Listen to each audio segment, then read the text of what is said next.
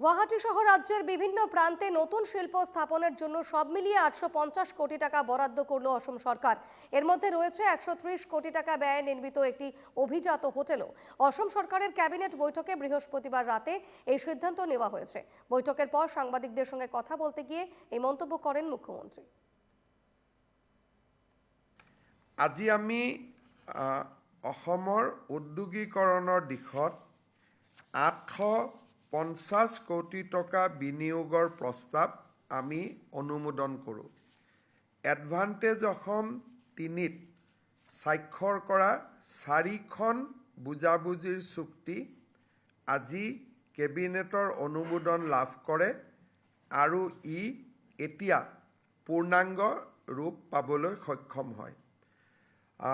Valley strong cement তেওঁলোকে 250 কোটি টকা ব্যয় কৰিব। Star cement north east limited তেওঁলোকে গোলাঘাটত 650 কোটি টকা ব্যয় কৰিব।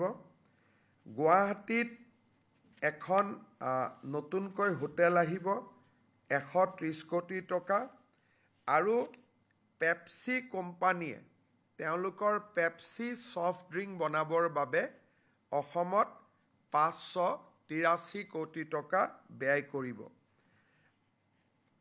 প্ৰথম যিটো মই চিমেণ্ট কাৰখানা ক'লোঁ 250 জন এমপ্লয়মেণ্ট, কিন্তু ব্যয় কৰিব 480 কোটি টকা। অৰ্থাৎ আজি কেবিনেটে 1843 কোটি টকাৰ বিনিয়োগৰ প্ৰস্তাৱত অনুমোদন জনায়।